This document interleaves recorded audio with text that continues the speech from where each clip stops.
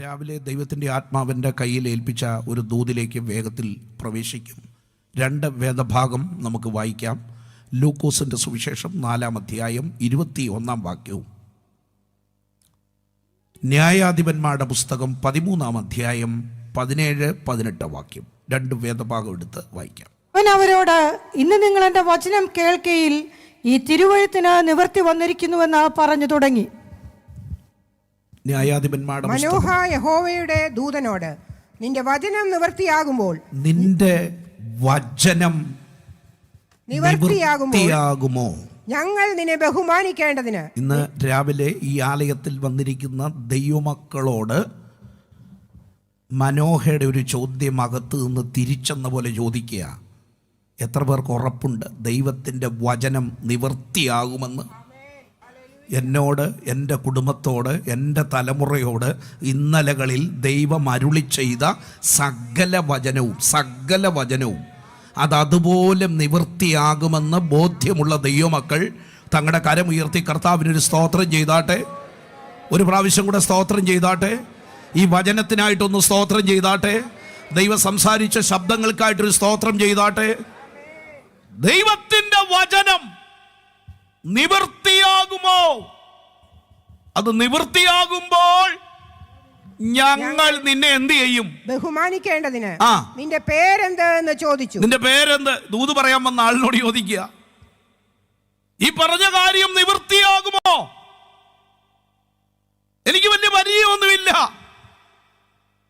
ഞാൻ മുൻപ് കണ്ടിട്ടില്ല. ഈ കാര്യം നിവൃത്തിയാവുമെങ്കിൽ എനിക്കൊന്ന് ഓർത്തിരിക്കാനാ. പേരൊന്ന് പറയാമോ? എന്താ പേര്?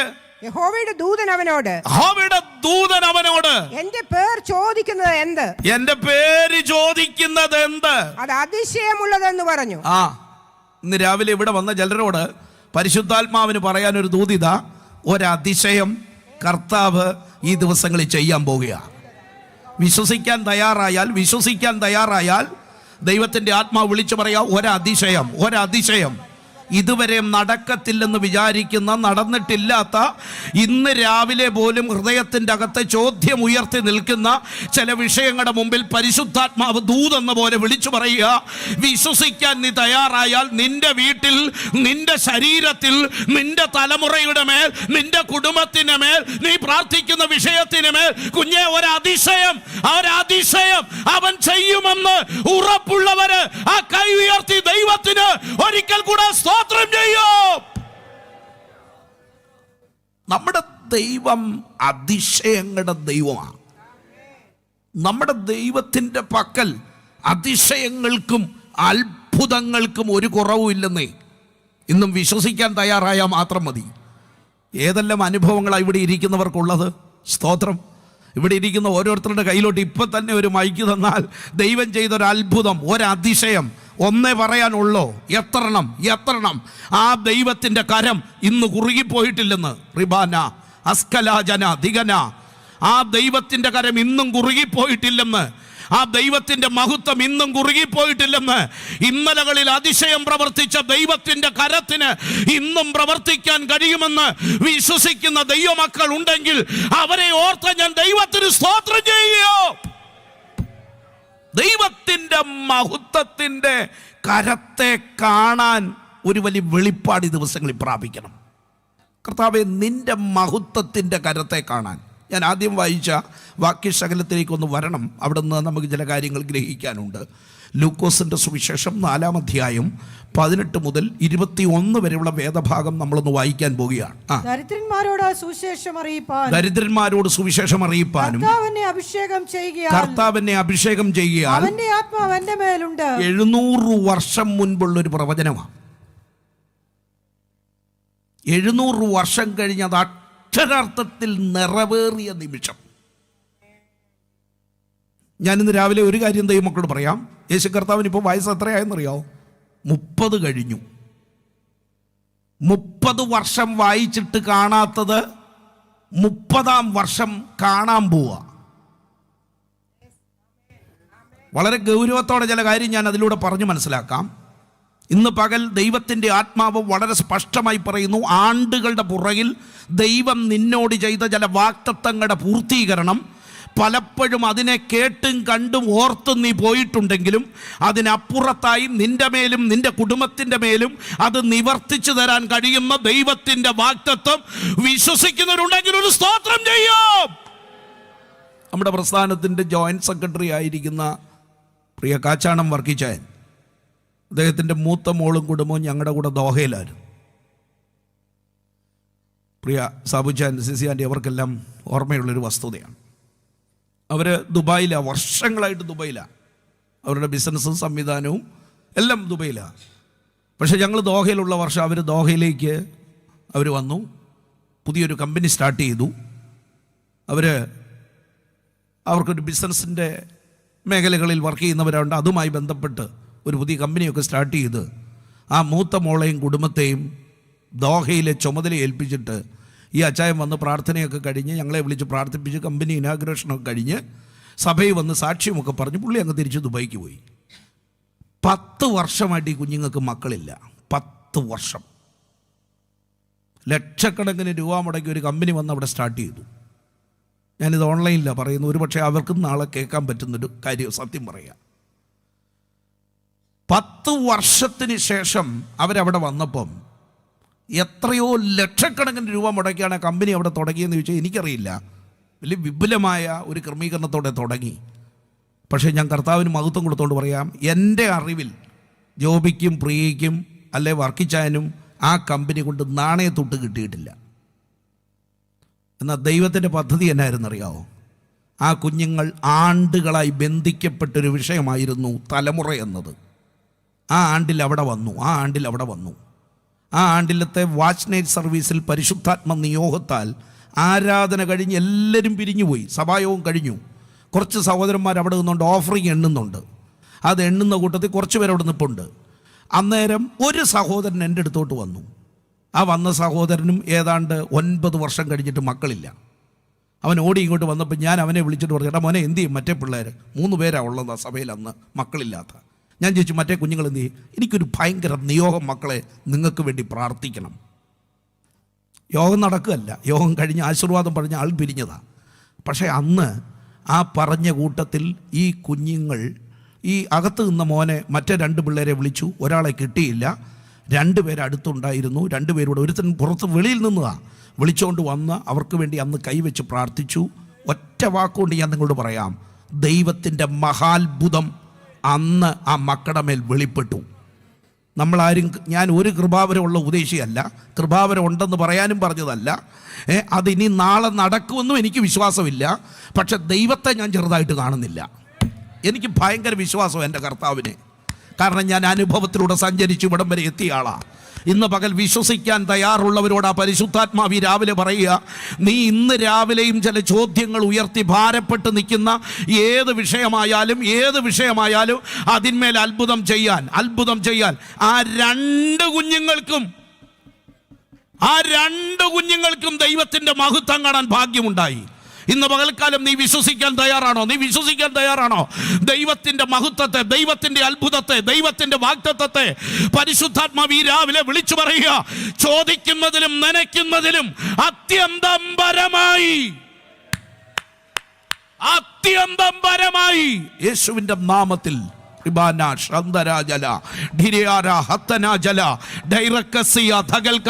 നിന്റെ ശരീരത്തിൽ എവിടെയാ ഒരു സ്പർശനം ആവശ്യമുള്ളത്? നിന്റെ വിഷയത്തിൽ എവിടെയാ ഒരു വിടുതൽ ആവശ്യമുള്ളത്? നിന്റെ ജീവിതത്തിൽ എവിടെയാ നിനക്കൊരു മറുപടി വേണ്ടത്? ഏത് വിഷയത്തിലാ ഒരു നീക്കുപോക്കില്ലാതെ നീ ഭാരപ്പെടുന്നത്? ഈ രാവിലെ ദൈവാത്മാവിൽ ഞാൻ ഉറപ്പിച്ചു പറയുന്നു, അവന്റെ കരം കുറുകിയിട്ടില്ല. അവൻ ഇന്നും അത്ഭുതം ചെയ്യാൻ അവൻ ശക്തനായ ദൈവമോ. ഓ റിബാനാശംദരാജലാസിയ. ഈ ദൂത് അങ്ങോട്ട് പറയുമ്പോൾ ദൂതനോട് തിരിച്ചൊരു ചോദ്യം. 1-ാം അധ്യായത്തിൻ്റെ 34-ാം വാക്യം മുതൽ ഒന്ന് വായിച്ചേ. ലൂക്കോസ് 1-ാം അധ്യായം. മറിയ ദൂതനോട്,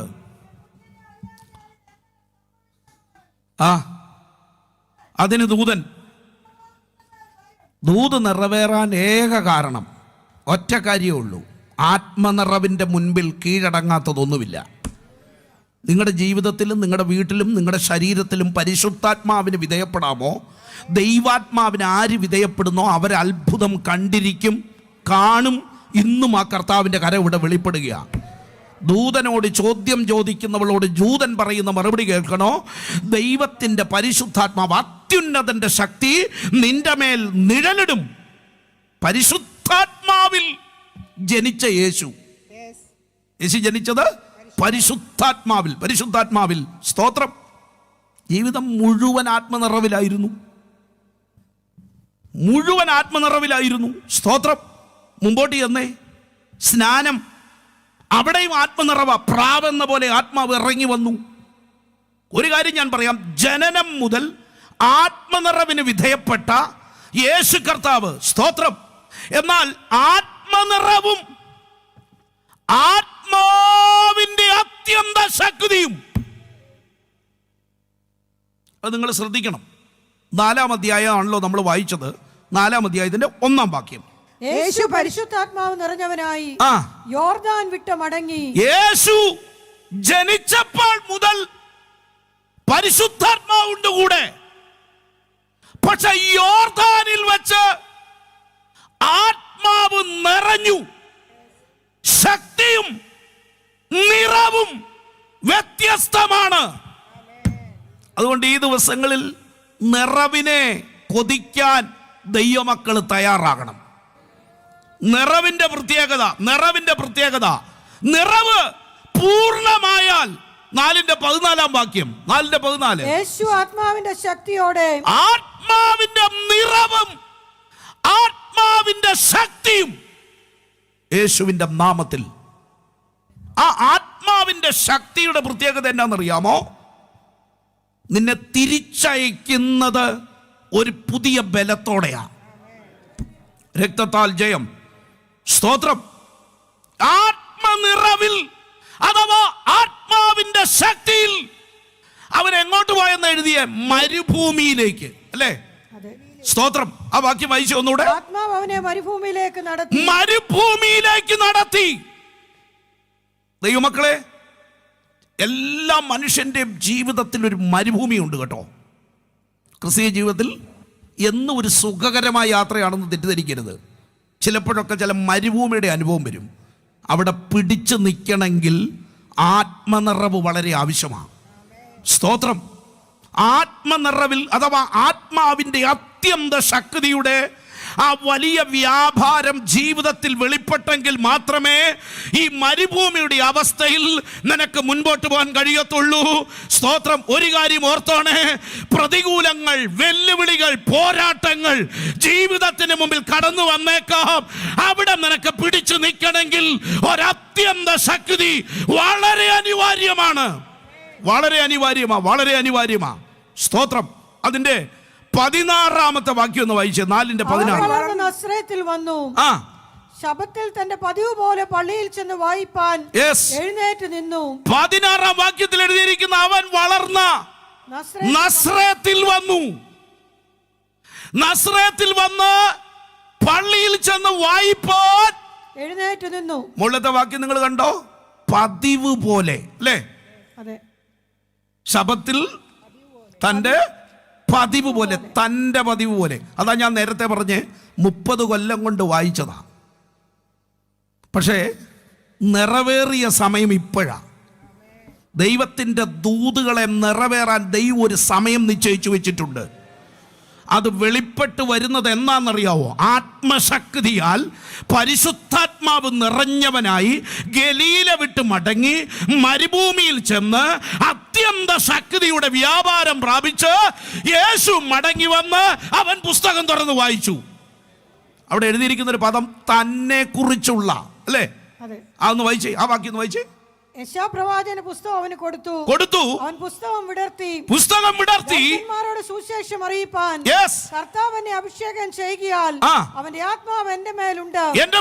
ഭക്തന്മാർക്ക് വിടുതലും കുരുടന്മാർക്ക് കാഴ്ചയും പ്രസംഗിപ്പാനും പീഡിതന്മാരെ വിടുവിച്ചയപ്പാനും കർത്താവിന്റെ പ്രസാദവർഷം പ്രസംഗിപ്പാനും എന്നെ അയച്ചിരിക്കുന്നു എന്ന് എഴുതിയിരിക്കുന്ന സ്ഥലം കണ്ടു. അടുത്തത്, പിന്നെ അവൻ പുസ്തകം മടക്കി ശുശ്രൂഷക്കാരന് തിരികെ കൊടുത്തിട്ടിരുന്നു.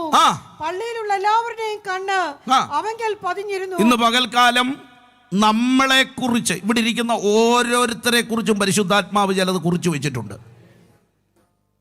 അത് കാണണമെങ്കിൽ ഇന്നലെ വായിച്ച പോലെ വായിച്ചാൽ കാണാൻ പറ്റിയല്ല. പതിവ് പോലുള്ള വായന കൊണ്ട് ഇത് കാണാൻ പറ്റിയല്ല. ഇത് കാണണേൽ വേണ്ടത് ആത്മനിറവ്. ഒരാത്മക്കണ്ണുള്ളവന് മാത്രമേ ദൈവത്തിൻ്റെ വാഗ്ദത്തം. ചിലരൊക്കെ ചാടി എഴുന്നേക്കുന്ന ഞാൻ കണ്ടിട്ടുണ്ട്, വേദപുസ്തകം തുറന്നൊന്ന് വായിച്ചേച്ച്.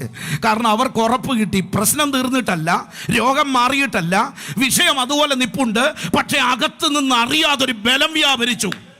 ആത്മാവിന്റെ ശക്തിയോടെ വചനം വായിച്ച് ചാടി എഴുന്നേറ്റ് ദൈവത്തെ സ്തുതിക്കുന്നവരെ എനിക്കറിയാം. ഇന്ന് പകൽ നിന്നെ കുറിച്ച് എഴുതിയ ദൈവത്തിന്റെ വാഗ്ദത്തം ഈ തിരുവചനകത്ത് ഉള്ളകം ചെയ്തിട്ടുണ്ട്, അവൻ ഉൾപ്പെടുത്തിയിട്ടുണ്ട്. അത് വെളിപ്പാടോടെ കാണുവാൻ ആത്മാവിൽ കാണാൻ കഴിഞ്ഞാൽ നിശ്ചയം വിടുതല. അതിന് ഒരു പ്രവാചകനും വന്ന് തലേ കൈവെക്കണ്ട, ഒരു പ്രവാചകനും തലേ വെക്കണ്ട. പക്ഷെ ഭവനത്തിൽ ഇരിക്കുമ്പോൾ വചനം ധ്യാനിക്കണം. ദൈവത്തിൻ്റെ വചനം ആത്മാവിൽ ധ്യാനിക്കാൻ, ആത്മാവിൽ പ്രാർത്ഥിക്കാൻ. അവിടെ എഴുതിയിരിക്കുന്നത് ഇങ്ങനെ തന്നെക്കുറിച്ചുള്ള എഴുതിയിരിക്കുന്ന സ്ഥലം. ഇന്ന് പകൽക്കാലം ദൈവത്തിൻ്റെ ആത്മാവ് ചിലരോട് പറയുക, എന്നെക്കുറിച്ച് ഒന്നും എഴുതിയിട്ടില്ലെന്നാ ചിലർ പറയുന്നേ, അല്ലേ?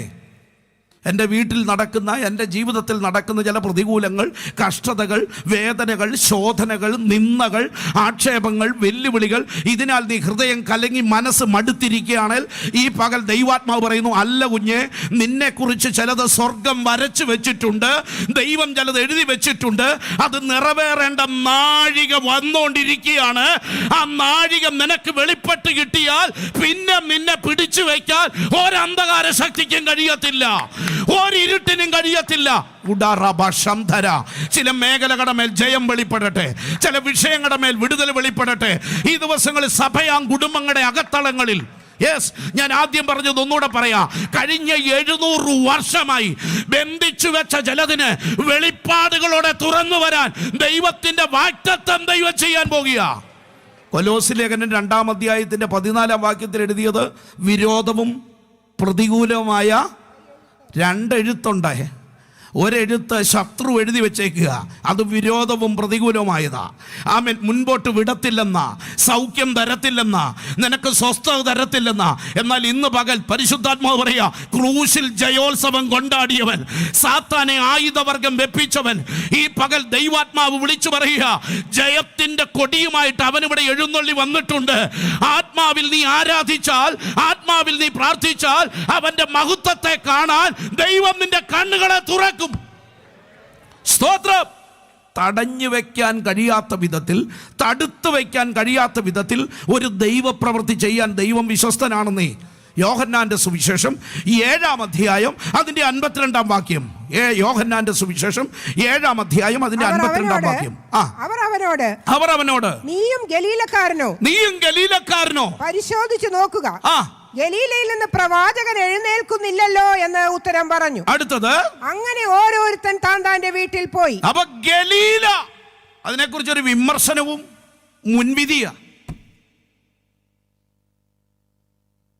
യേശുവിനെ നോക്കിയിട്ട് പറഞ്ഞൊരു പദമാ, യാതൊരു പ്രതീക്ഷയ്ക്കും വകയില്ലാതെ ശത്രു വിമർശനം കൊണ്ട് വിധിച്ചെഴുതി തള്ളി. നിങ്ങൾ ഇനി ശ്രദ്ധിച്ചോ, ഇത് മാത്രമല്ല, 1-ാം അധ്യായം യോഹന്നാന്റെ സുവിശേഷം 46-ാം വാക്യം കൊടുത്ത് വായിച്ചേ. നാട് മുഴുവൻ ഒരു പറച്ചിലുണ്ട്. നഥനയേൽ അവനോട് നസ്രത്തിൽ നിന്ന് വല്ല നന്മയും നാട്ടുകാർ മുഴുവൻ പറയുക, നസ്രത്തിൽ നിന്ന് വല്ല നന്മയും വരുമോ എന്ന് പറഞ്ഞു. എന്റെ പൊന്നെ, നാട് മുഴുവൻ പറഞ്ഞു നടക്കുക, നടക്കുകയല്ലെന്നേ. ഒരു നന്മയും നസ്രയത്തിലില്ല, ഒരു വിടുതലുമില്ല. എന്നാൽ കുറച്ച് കഴിഞ്ഞപ്പം നഥനയേൽ പറയുന്ന വാക്ക് ശ്രദ്ധിച്ചോണേ. ഫിലിപ്പോസ് അവനോട് വന്ന് കാണുക എന്ന് പറഞ്ഞു. നഥനയേൽ തന്റെ അടുക്കൽ വരുന്നത് യേശു കണ്ടു. ഇതാ സാക്ഷാൽ ഇസ്രായേലിൻ, ഇവനിൽ കപടമില്ല എന്ന് അവനെ കുറിച്ച് പറഞ്ഞു. അടുത്ത വാക്യം, നഥനയേൽ അവനോട് എന്നെ എവിടെ വെച്ച് അറിയുമെന്ന് ചോദിച്ചു. എന്നെ എവിടെ വെച്ചറിയും? 48-ാം വാക്യം മുതൽ ശ്രദ്ധിക്കുക. ഫിലിപ്പോസ് നിന്നെ വിളിക്കും മുമ്പേ നീ അത്തിയുടെ കീഴിൽ ഇരിക്കുമ്പോൾ ഇന്ന് പകൽ ദൈവത്തിന്റെ ആത്മാവ് പറയാം, നീ ജനിക്കുന്നതിന് മുൻപ് നിന്നെ കുറിച്ചുള്ള ദൈവത്തിന്റെ പദ്ധതി കാണാൻ കണ്ണുള്ള ഒരു കർത്താവിന്റെ മുൻപിലാ ഈ രാവിലെ നീ ആരാധനയിൽ എത്തിച്ചേർന്നിരിക്കുന്നത്. ശത്രു എഴുതിയ രേഖ കണ്ട് പിശാചു പറയുന്ന വാക്ക് കേട്ട് അല്ല, ഒരു വാക്കൂടെ കടത്തി പറയാം, ഡോക്ടേഴ്സ് പറഞ്ഞ റിസൾട്ട്. എന്റെ പൊന്നെ ആന്റണി ഡോക്ടറെ, ഡോക്ടർമാര് പറയുന്ന റിസൾട്ട് അവിടെ ഇരിക്കട്ടെ, അതിനപ്പുറത്ത് വിശ്വസിക്കാൻ തയ്യാറായാൽ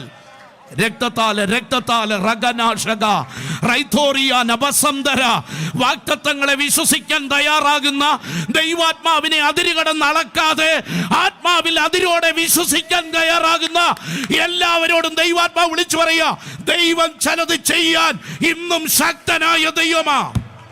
യെസ്, ചില പഴഞ്ചൊല്ലുകളെ മാറ്റുന്ന ദൈവശക്തി യേശുവിന്റെ നാമത്തിൽ, ചില വിധിയെഴുത്തുകളെ മായ്ച്ചു കളയുന്ന ദൈവശക്തി. അതിൻ്റെ പേര് എന്താണെന്നറിയാൻ, ഇതാരാണെന്നറിയാൻ, ഇതെങ്ങനാ ചെയ്യുന്നതെന്നറിയാൻ, അവൻ ആരിലൂടെ നടക്കുന്നതെന്നറിയാൻ, അവൻ അറിയാതൊരു ചോദ്യം ചോദിച്ച വ്യക്തിയോട് പരിശുദ്ധാത്മാവിൽ ദൂതൻ പറയുക, നീ പേരന്വേഷിക്കണ്ട. അതിശയമുള്ളത് ദൈവത്തിന്റെ ആത്മാവ് ഈ 5-ാം മാസം ഈ സഭായോഗത്തിൽ വ്യക്തമായിട്ട് വിളിച്ചു പറയുന്നു, ചില കുടുംബങ്ങളുടെ മേൽ ദൈവം ചില അതിശയം ചെയ്യും. വിശ്വസിച്ച് ഏറ്റെടുക്കാൻ തയ്യാറായാൽ മതി. ദൈവത്തിന്റെ മഹത്വത്തെ കാണാൻ ഈ കണ്ണുകൾക്ക് ഭാഗ്യം തരണമേ, ഈ കരങ്ങൾക്ക് ശക്തി തരണമേ. അവന്റെ വാഗ്ദത്തങ്ങളുടെ പൂർണ്ണത നിന്റെ മേൽ ശബാല അർദ്ധല ജഡസിയ യേശുവിന്റെ അധികാരമുള്ള നാമത്തിൽ ചില നിമിഷങ്ങൾ കരങ്ങളൊന്ന് തട്ടി ആത്മാവിൽ ആരാധിക്കാൻ എത്ര പേര് തയ്യാറാകുന്നുണ്ട്? ദൈവത്തിന്റെ വാഗ്ദത്തത്തെ വിശ്വസിക്കുന്നവര്. Yes, hallelujah.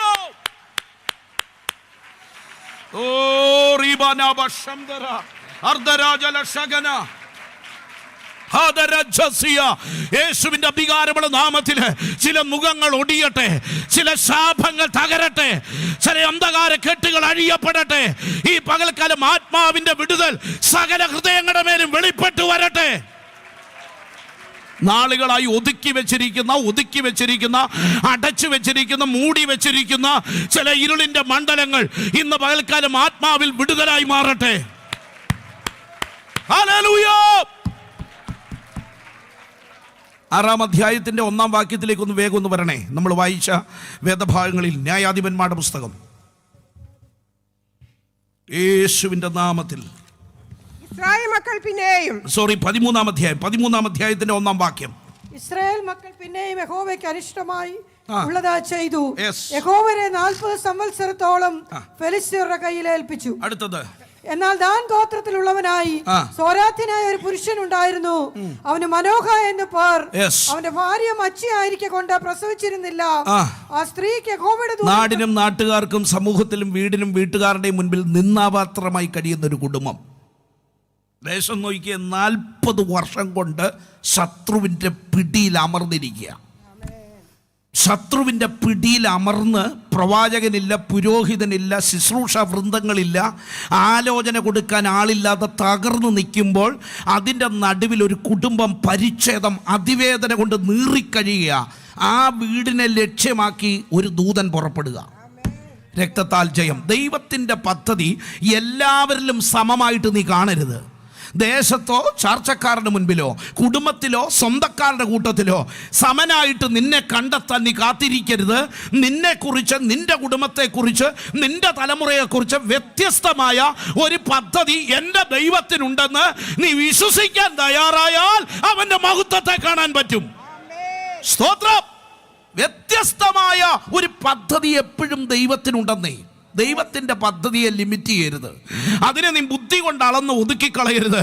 ഹല്ലേലൂയ. ഈ നല്ല മനുഷ്യൻ ഏത് ഗോത്രക്കാരനാ? ദാൻ ഗോത്രം. സാക്ഷ്യമുള്ള, അംഗീകാരമുള്ള, ദൈവത്തിന് ഇഷ്ടമുള്ളൊരു നല്ല ഗോത്രമാ, നല്ല ഗോത്രക്കാരനാ, ആള് സൗമ്യനാ, തെറ്റുകൂടാതെ ജീവിതയാത്ര കൊണ്ടുപോകുന്നവനാ. പക്ഷെ ജീവിതത്തിൽ നീറിക്കഴിയുക. ഒരു പ്രതീക്ഷയ്ക്കും വകയില്ല. ഒരു പ്രതീക്ഷയ്ക്കും. യേശുവിൻ നാമത്തിൽ എല്ലാ പ്രതീക്ഷയും അസ്തമിച്ച ചില വിഷയങ്ങളുടെ മേൽ ദൈവവൈദ്യലെ നീ കാത്തിരിക്കെ. എല്ലാവരുടെ മേലും വീണ സീലല്ല നിന്റെ മേലുള്ളത്. എല്ലാവരെ കുറിച്ച് എഴുതിയിരിക്കുന്നതല്ല നിന്നെ കുറിച്ച് എഴുതിയിരിക്കുന്നത്. എല്ലാരെ കുറിച്ചുള്ള പദ്ധതി അല്ല നിന്നെ കുറിച്ചുള്ളത്. നീ അത് തയ്യാറായി ഏറ്റെടുക്കാൻ തയ്യാറായാൽ അവൻ്റെ മഹത്വത്തെ അവൻ ദൈവം നിനക്ക് വേണ്ടി ചെയ്യുന്നത് നിന്റെ കണ്ണുകൊണ്ട് നീ കാണാൻ പോവുക. അവൻ്റെ മഹത്വം വലുതാണ്, അവൻ്റെ അത്ഭുതങ്ങൾ വലുതാണ്. അവൻ ചെയ്യുന്നത് കേൾക്കുന്ന കാതുകൾക്കും കാണുന്ന കണ്ണുകൾക്കും വിശ്വസിക്കാൻ പോലും ബുദ്ധിമുട്ടുള്ള രീതിയിൽ അവൻ ഇന്നും അത്ഭുതം ചെയ്യും. ആ ദൂത വീട്ടിലോട്ട് വന്ന് പറഞ്ഞിട്ട് വീട്ടുകാർക്ക് പോലും വിശ്വസിക്കാൻ വയ്യ. കേട്ട ഗ്രഹനാഥൻ അത് ഉൾക്കൊള്ളാൻ വയ്യ. പിന്നല്ലേ നാട്ടുകാർ സ്വീകരിക്കുന്നേ. ഒരു വീട്ടിലോട്ടൊരു ദൂത് പറഞ്ഞാൽ ആ വീടിന് പോലും ഉൾക്കൊള്ളാൻ ബുദ്ധിമുട്ടുള്ള രീതിയിൽ വിഷയം നിൽക്കുകയെന്നേ. വിഷയത്തിൻ്റെ ഗൗരവം അത്രയും വലുതാ. സ്തോത്രം. അവരുടെ ശരീരം, അവരുടെ ബുദ്ധി, അവരുടെ സാഹചര്യം, ആ ദേശത്തെ ഇപ്പോഴത്തെ സ്ഥിതിവിശേഷം ഇതെല്ലാം അവർക്കറിയാം. അതുകൊണ്ട് അവർ പറയുന്നു ഇങ്ങനൊരു കാര്യമേ നടക്കത്തില്ല, അതിന് ഒരു വഴിയില്ല. പോട്ടെ, ഈ പറഞ്ഞ ആളാരാ? ഇത് നടക്കും, നടന്നാൽ നിന്നെ ഒന്ന് അന്വേഷിക്കാൻ, നിന്നെ ഒന്ന് കാണാൻ, തിരിച്ചു വന്നൊരു നല്ല വാക്ക് നന്ദി പറയാൻ. എത്രയോ ദൈവമക്കളെ, നിങ്ങൾക്ക് അങ്ങനെ ചില അനുഭവങ്ങളില്ലേ?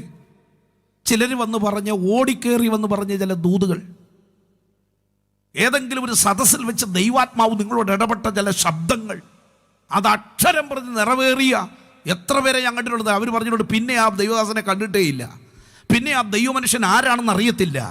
അങ്ങനെ ഒരു ദൂത് ഞങ്ങളോട്, എൻ്റെ മോളോട്, എന്നോട്, എൻ്റെ കുടുംബത്തോട് പറഞ്ഞത് നിറവേറിയത് ഞങ്ങൾ അനുഭവിച്ചിട്ടുണ്ട്. പക്ഷേ അതിൻ്റെ പൂർണ്ണത വന്ന് പിന്നത്തേതിലൊന്ന് കണ്ടുമുട്ടാമെന്ന് വിചാരിച്ചിട്ട് കണ്ടുമുട്ടാൻ പോലും പറ്റിയിട്ടില്ല. ഇന്ന് പകൽക്കാലം ഒരു കാര്യം ഞാൻ പറയാം, ദൂത് പറഞ്ഞവനെ പിന്നെ കണ്ടില്ലെങ്കിലും ദൂത് ദൈവത്തിൻ്റെതാണെങ്കിൽ അതിന് പൂർത്തീകരണം വരുത്താൻ ദൈവം വിശ്വസ്തനാണ്. അവൻ വാക്ക് പറഞ്ഞാൽ മാറാത്ത ദൈവമോ. സ്തോത്രം. ആ 4-ാം വാക്യം മുതൽ വായിച്ചു പോകാം. 4-ാം വാക്യം മുതൽ.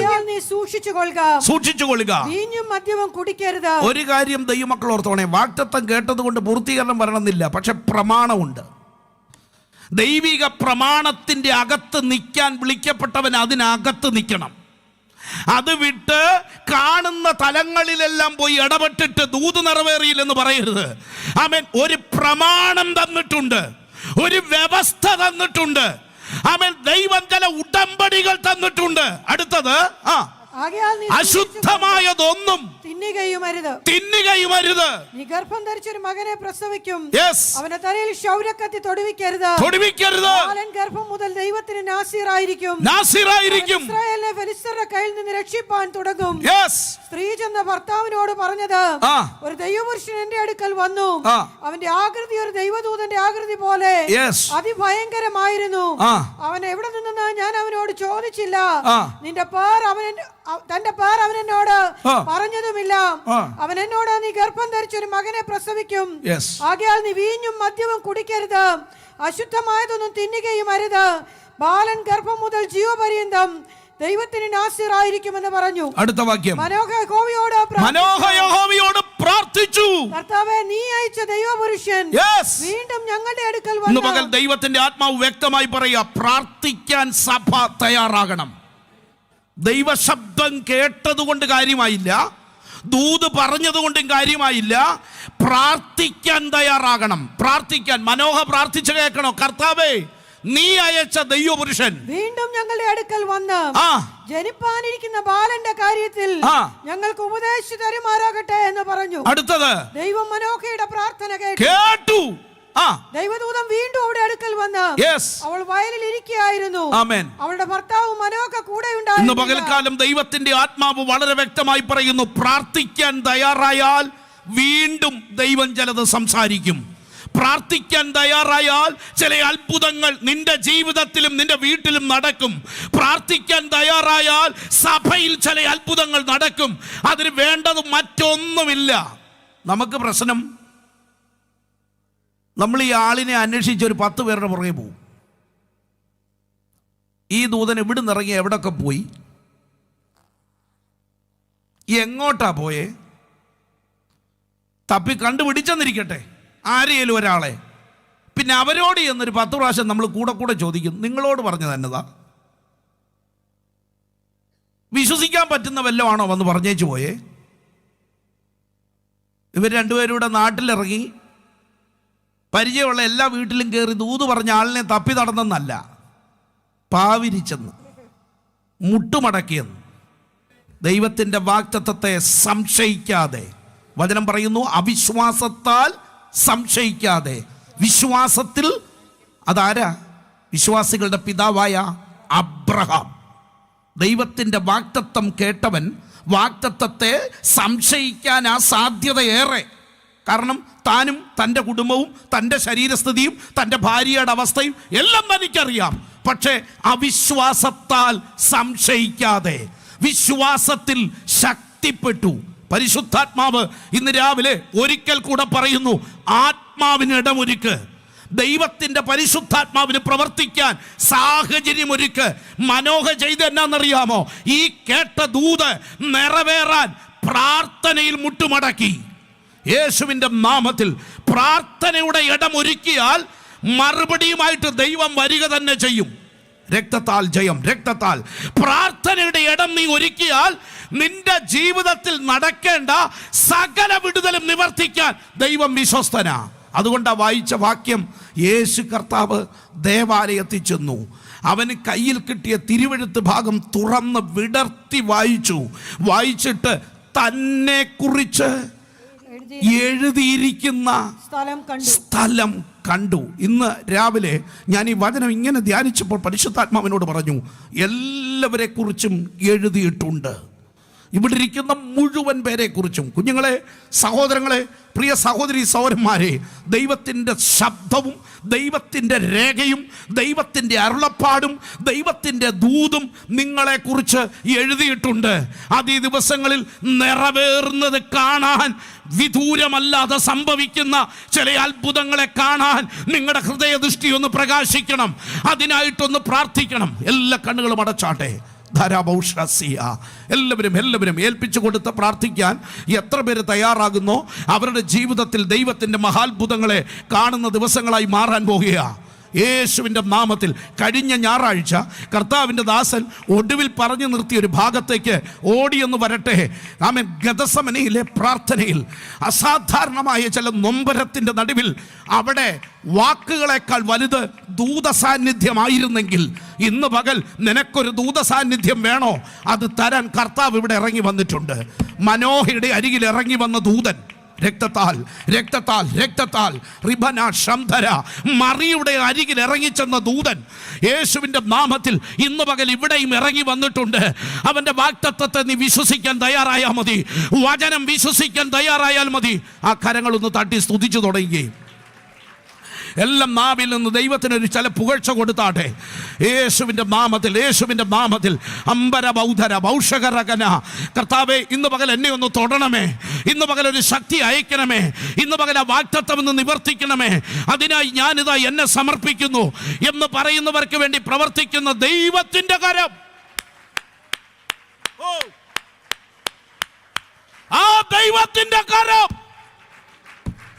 യേശുവിൻ്റെ നാമത്തിൽ, യേശുവിൻ്റെ നാമത്തിൽ, യേശുവിൻ്റെ നാമത്തിൽ, യേശുവിൻ്റെ നാമത്തിൽ, യേശുവിൻ്റെ നാമത്തിൽ, യേശുവിൻ്റെ നാമത്തിൽ, യേശുവിൻ്റെ നാമത്തിൽ എല്ലാവരും ഒരുമിച്ച് പ്രാർത്ഥിക്കാം. വചനത്തിന് മുൻപിൽ ഏൽപ്പിക്കാം.